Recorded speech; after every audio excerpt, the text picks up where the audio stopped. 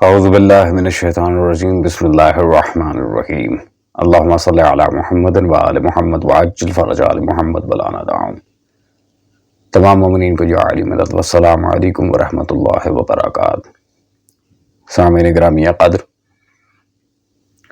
حال ہی میں مولوی جواد صاحب کی ایک ویڈیو بہت زیادہ وائرل ہو رہی تھی، جو انہوں نے میں اور مولانا آئی تھنک اس نام کا کوئی شو ہے اویس ربانی صاحب کے ساتھ جا کر کچھ باتیں کی ہیں اس شو میں، اور وہ میرے خیال اویس ربانی صاحب کے ساتھ شاید کوئی وہ پرائیویٹ سیٹ اپ ہے یا پھر جو بھی ہے۔ وہاں پہ انہوں نے اشارتاً عقیدہ امامت کے اوپر جب بات کی ہے تو بالکل اس منہج سے، اس عقیدے سے ہٹ کے کی ہے جو شیعہ مذہب کا مسلمہ عقیدہ ہے۔ اور ان ویڈیوز کی جو آج کل بات چل رہی ہے کہ یہ بہت سے مومنین کی طرف سے مجھے یہ میسیجز موصول ہوئے ہیں کہ شاہ صاحب لوگ آج کل کہہ رہے ہیں کہ یہ تو جی کسی بھی عالم کو نہیں بخشتا، یہ تو سب کو اڑا دیتا ہے، یہ ایسے ہے یہ ویسے ہے، اور جی یہ کسی کے ساتھ اس کا اتفاق نہیں ہے۔ تو بھائی مسئلہ یہ کہ میرا کام یہ نہیں ہے کہ میں دین کے پیچھے جانے سے غفلت کروں اور اپنا آپ بچانے کے لیے، اپنی بڑی ہاؤ ناؤ رکھنے کے لیے، اپنی بڑی ہی ہاہا رکھنے کے لیے میں غلط بات کو بھی صحیح کہتا پھروں۔ مجھے شخصیت سے کوئی غرض نہیں ہے، مجھے صرف اس بات سے غرض ہے کہ سچ کون بول رہا ہے۔ یہ عقائد، یہ حرکتیں ہمارے محدثین رضوان اللہ تعالیٰ علیہ مجمعین نے بالکل نہیں کی، اس لیے وہ آج قابل احترام ہیں۔ تو خیر وقت ضائع کیے بغیر اب چلتے ہیں مولوی جواد صاحب کی ویڈیو کی طرف۔ باقی جس نے جو باتیں بنانی ہے بنا لے، خیر اس کی ایک تسلی تو رہے گی کم از کم۔ اب یہ مولا کے اوپر بکواسات نہیں کر رہے، میرے اوپر کر رہے ہیں تو وہ چلتی ہے، وہ کوئی مسئلہ نہیں ہے۔ میں کون سا مشہور ہونے آیا ہوں یا اپنی شہرت کے لیے آیا ہوں۔ اب سیدھا چلتے ہیں مولوی جواد صاحب کی ویڈیو کی طرف، اور پھر یہ دیکھتے ہیں کہ انہوں نے کتنی گھٹیا دلیل پیش کی ہے یہ عقیدہ امامت کو چینج کرنے کے لیے اور اس میں اپنی اصطلاحات شامل کرنے کے لیے۔ مثلا آپ نے مثال دی کہ امامت کی 3 سٹیجز ہیں، 3 لیئرز ہیں۔ مثلا ایک نبی بھی ہے، معصوم بھی ہے، امام بھی ہے۔ دوسری سٹیج آپ نے بتائی کہ نبی بھی ہے، نبی نہیں ہے، امام ہے اور معصوم بھی ہے۔ اور تیسری سٹیج آپ نے بتائی کہ امام ہے، معصوم نہیں ہے۔ آپ کا تو یہ عقیدہ ہے کہ نبی بھی من جانب اللہ ہوتا ہے اور امام بھی منسوب من جانب اللہ ہوتا ہے۔ جو تیسری سٹیج والا ہے اس کا انتخاب بھی اللہ کرے گا؟ نہیں، اس کی نومینیشن بائی نیم نہیں اللہ کی طرف سے ہے، لیکن اس کے لیے جو پیمانہ ہے یعنی ضابطہ ہے وہ اللہ کی طرف سے ہے۔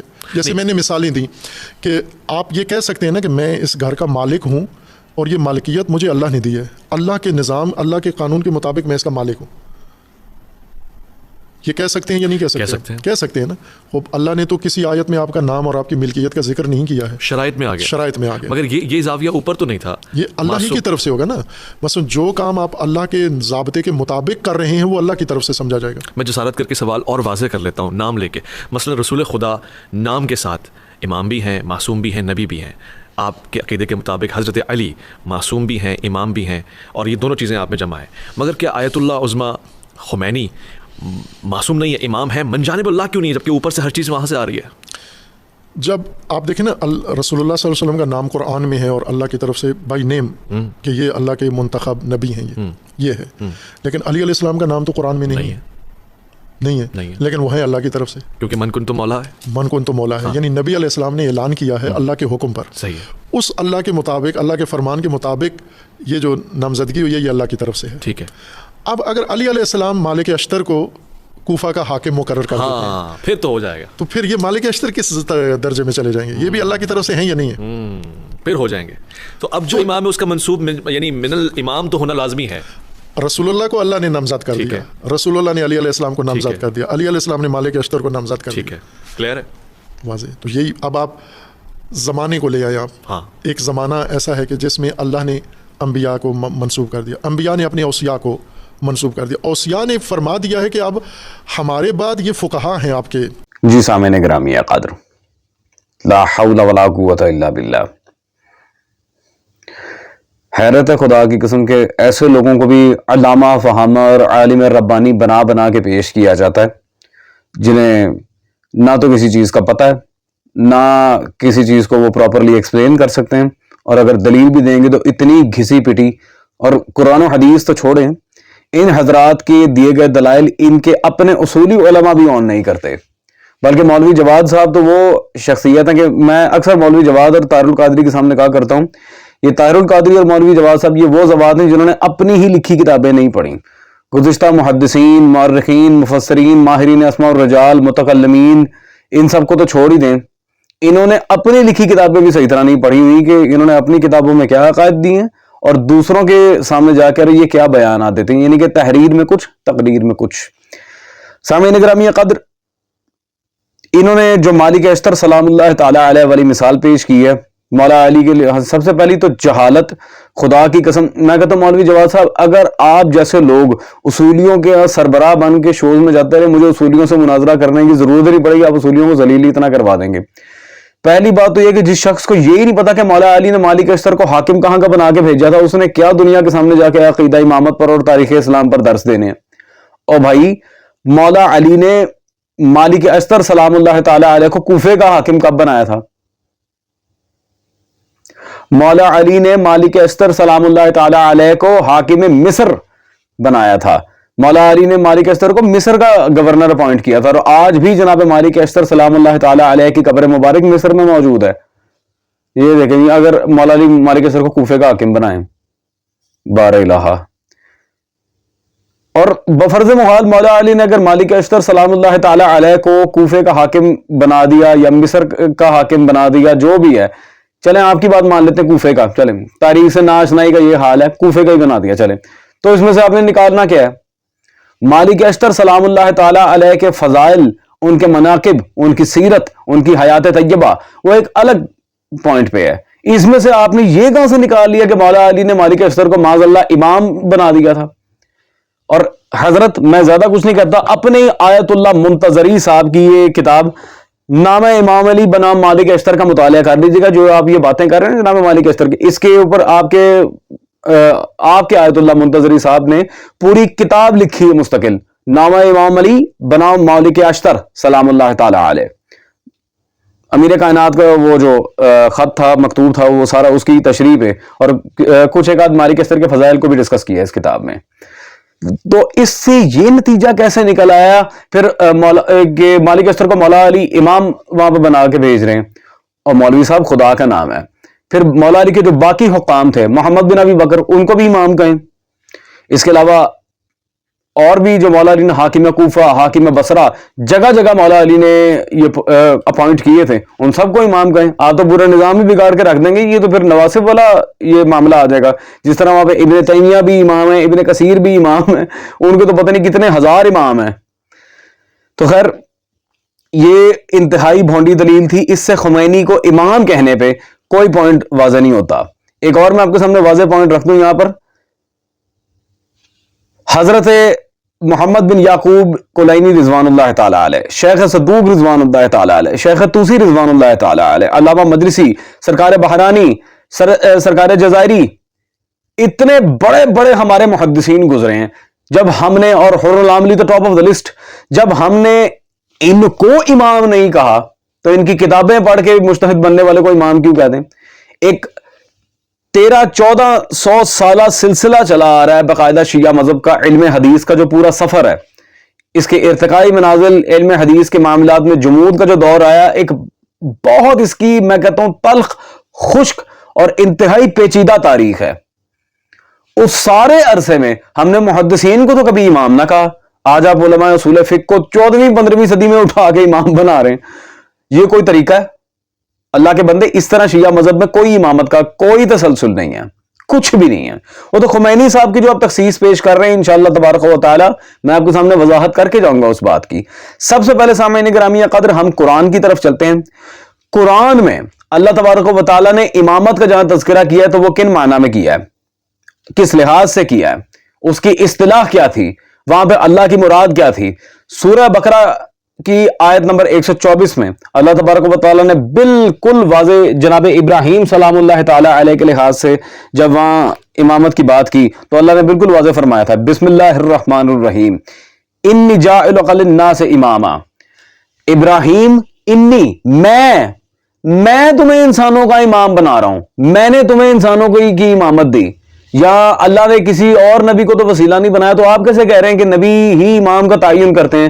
مولوی جواد صاحب، اس آیت کے اوپر میں ابھی معاذ اللہ اس کی تفسیر اپنے پاس سے نہیں کروں گا، تفسیری نقاط ہم تفاسیر سے ہی پیش کرتے ہیں، اپنے پاس سے میں تفسیر بھی رائے گا یہ کر کے نعوذ باللہ من ذالک میں کفر کا ارتکاب کروں، استغفر اللہ. صرف نقطہ استدلال اس آیت سے میں کس طرح کر رہا ہوں، اشارت النص تقاضے کے، کیونکہ قرآن سے استدلال کے تقاضے شاید آپ کو پتا ہو نہ پتا ہو، عبارت النص، دلالت النص، اشارت النص اور اقتضاء النص، ان 4 تقاضوں کے تحت قرآن و حدیث سے استدلال کیا جاتا ہے. تو اشارت النص یہاں پہ اشارتاً جو امامت کا تذکرہ ہے، انی جاعلک للناس اماما، یہ اللہ اپنے آپ کو وہاں پہ بحیثیت ایک سپیریئر اتھارٹی رکھ کے جناب ابراہیم کی امامت کا تذکرہ کر رہا ہے. اللہ اکبر. اور بڑے ہی لطف کی بات ہے، مزے کی بات، کما صلیت علی ابراہیم وعلی آل ابراہیم انک حمید مجید، یہ درود ابراہیمی جو شیعہ سنی پڑھتے ہیں، میں ان سے پوچھتا ہوں کہ جناب عیسیٰ نبی نہیں ہے؟ کیا جناب نوح نبی نہیں ہے؟ کیا جناب آدم نبی نہیں ہے؟ کیا جناب شیس نبی نہیں ہے؟ حضرت عزیر نبی نہیں ہے؟ جناب موسیٰ نبی نہیں ہے؟ جناب ہارون نبی نہیں ہے؟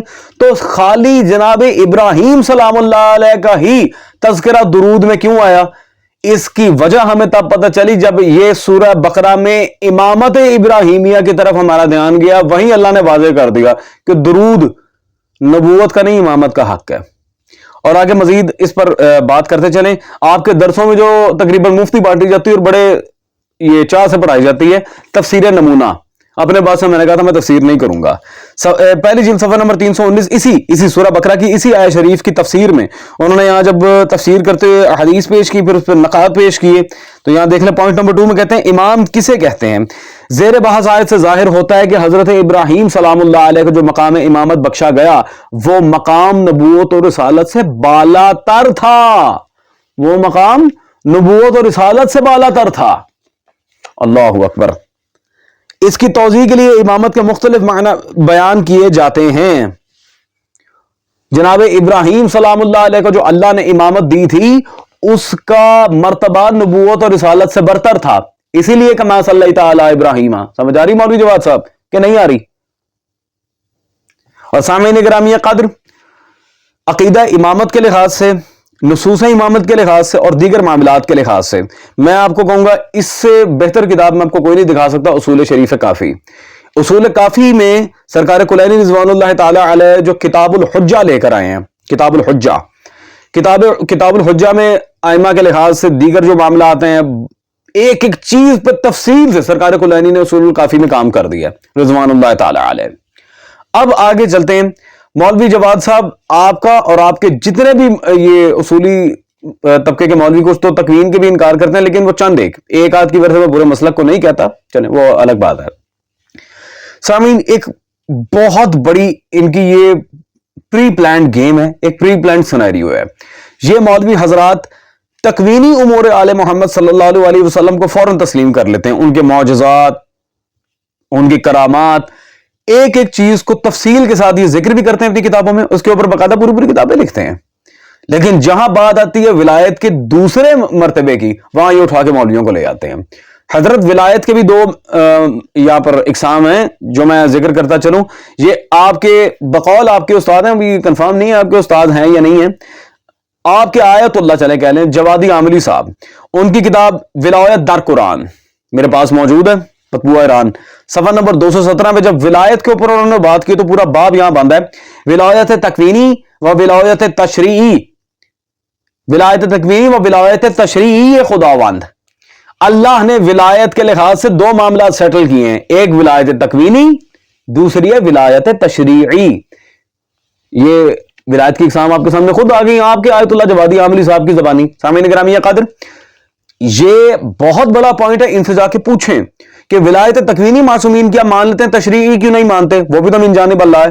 جب امامت کا تسلسل ہی اللہ کی طرف سے ہے اور وہ تسلسل نبوت اور رسالت سے بالا تر ہے، اس لیے سوائے حضرت رسالت پناہ صلی اللہ علیہ وسلم کے ہم مولا علی کو تمام انبیاء سے افضل مانتے ہیں. یہی تو سب سے بڑی دلیل ہے کہ امامت برتر از نبوت ہے، اور اس پر تو علماء اہل سنت کی عبارتیں موجود ہیں باقاعدہ.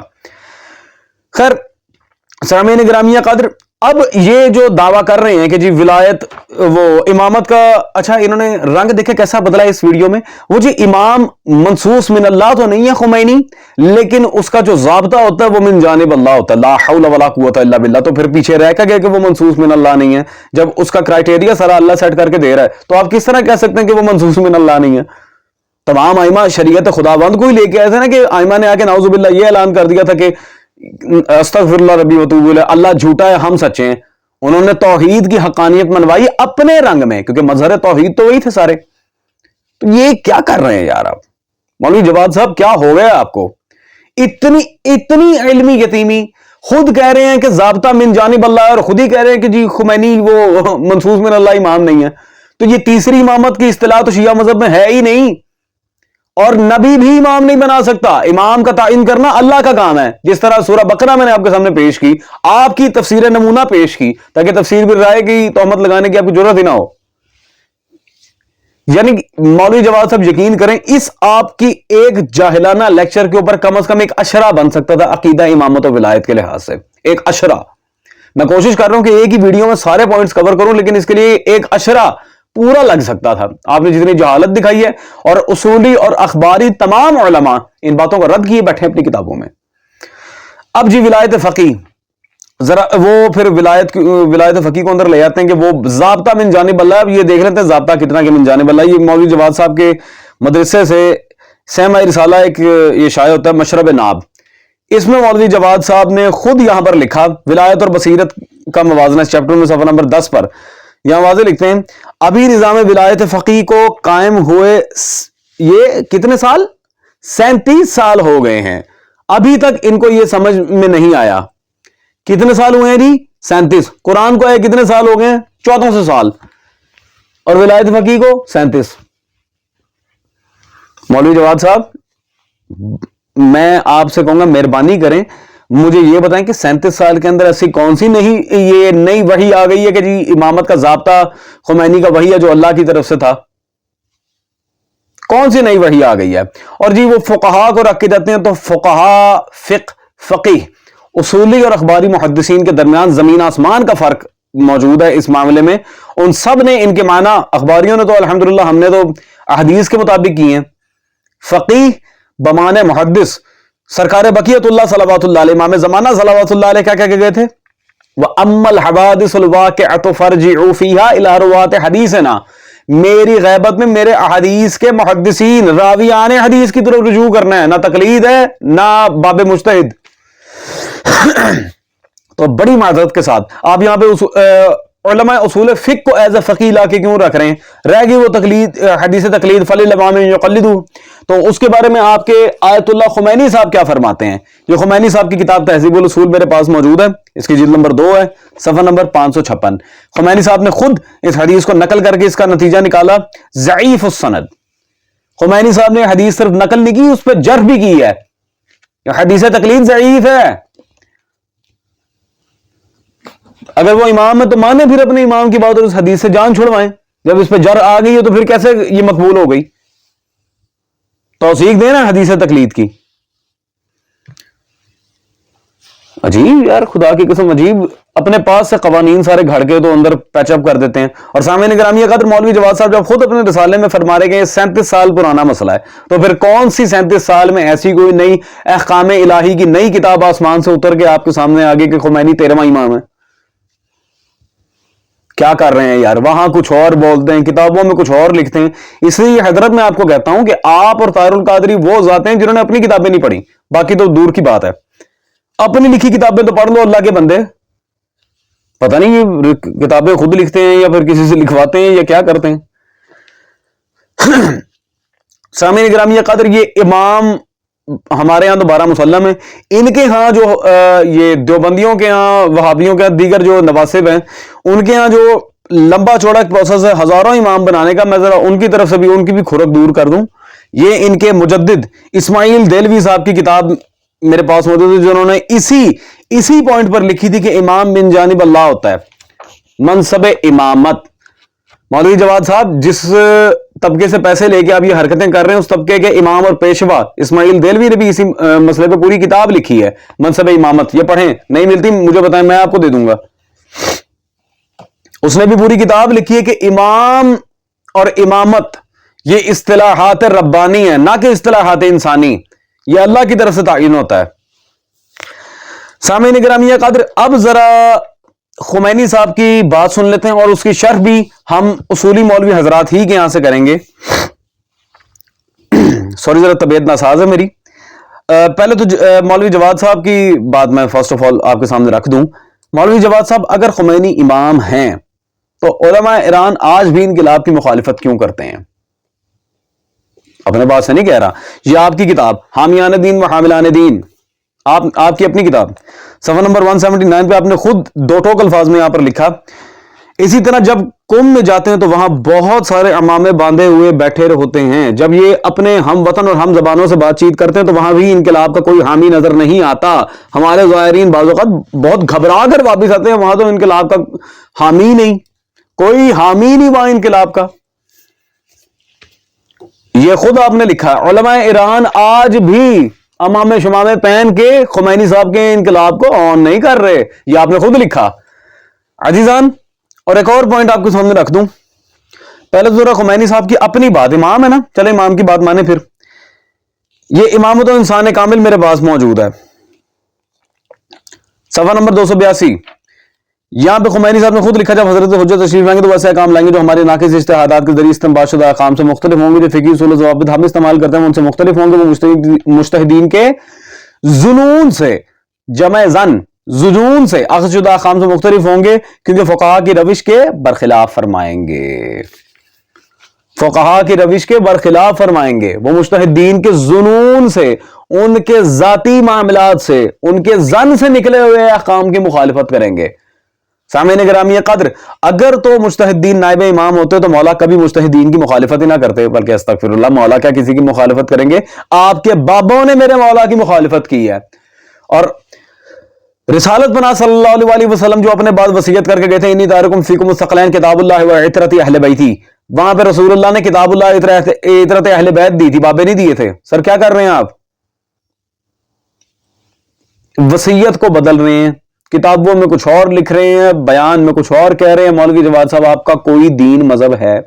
ایک بندہ خود اپنی کتاب میں دو ٹوک اور واضح الفاظ میں لکھ رہا ہے، صاحب الزمان جب تشریف لائیں گے تو وہ ہمارے ناقص اجتہاد کی مخالفت کریں گے، اور آپ اسی بندے کو امام کا نائب بنانے پہ تلے ہوئے ہیں۔ چلیں، اگر یہ بات ہے تو پھر میں ذرا ایک اور پوائنٹ کلیئر کر دوں، اس کی شرح کر دیتے ہیں۔ یہ آپ ہی کے حجت الاسلام علی محمد نقوی صاحب کی کتاب اسرار امامت و ولایت میرے پاس موجود ہے۔ اس میں انہوں نے صفحہ نمبر 104 پر بڑی ایک مزیدار بات لکھی ہے، پوائنٹ نمبر 3 میں کہتے ہیں، یہ الہی شریعت کو تبدیل کر کے اپنی آراء پیش کرتا ہے اور شخصی اجتہادات کرتا ہے، جیسا کہ فرعون یا اس جیسے ظالم یہی کرتے رہے۔ جعلی امام کے بارے میں آپ کے حجت الاسلام حضرت اپنی کتاب میں لکھ رہے ہیں، یہ اس طرح اپنے زن سے شریعت بنانا شریعت خداوندی کے مقابلے میں یہ فرعون کا کام ہے۔ یہ پورا باب انہوں نے جعلی امام کے رد پہ باندھا، اور اس کے آگے انہوں نے یہ تشریح نکالی ہے جی، یہ خود ساختہ امام اور شخصی اجتہاد کرنے والے کے بارے میں۔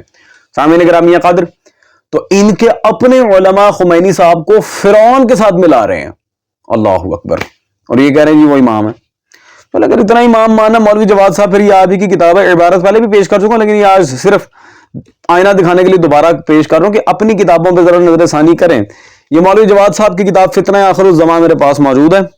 اس میں حضرت نے صفحہ نمبر 206 پر خمینی صاحب کی رداد لکھی ہے، ذرا دیکھیں۔ امام خمینی اپنے خطاب میں بیان فرماتے ہیں کہ جب نہضت انقلاب شروع ہوئی تو بہت سے علماء، بڑی بڑی شخصیات جو بعد میں بہت مشہور ہوئی، اور انہوں نے تاثر دیا کہ یہ اوباش طبقہ ہے جو امام خمینی کے ساتھ ہے۔ ان علماء نے کہا کہ یہ اوباش طبقہ نہیں ہے، انہیں بتایا گیا جو تم گمان کر رہے ہو یہ وہ نہیں ہے، بلکہ ان میں تعلیم یافتہ طلاب، اساتذہ حوزے کے علماء، اہل روحانیت اور باعزت لوگ ہیں۔ سبحان اللہ۔ اس وقت انہوں نے اس کی توضیح کی اور جواب میں فرمایا کہ اگر اوباش نہیں ہے تو پھر گدھے ہیں، یعنی بے وقوف ہیں۔ سبحان اللہ، اوباش نہیں ہے تو پھر گدھے۔ مولوی جواد صاحب، یہ تو آپ خود لکھ رہے ہیں اپنی کتاب میں، اس کے بعد اب آپ مجھے اتنا بتا دیں جسے علماء کم بقول آپ کے آپ کی اپنی تحریر کر, اور یہ بیان بھی خمینی صاحب کا ہی لکھا ہے آپ نے اپنی کتاب میں, تو جو خود کہہ رہے کہ علماء کم مجھے کھوتا کہتے تھے, مجھے گدھا کہتے تھے, یا در زبان فارسی خر. یار 12 امام, معصوم امام, اچھے صحیح صادق امام, مظہر خدا امام, آپ کو پسند نہیں ہے کہ کھوتوں کو امام بنانا ہے پکڑ کے؟ اب جس کی مرضی ہے وہ ایسے کھوتوں کی جماعت کے ساتھ جائے, جس کی مرضی ہے وہ 12 اماموں کے در پہ آ کے سجدہ ریز ہو, ان سے کسب فیض کرے. وہ اب عوام کے اوپر میں چھوڑتا ہوں.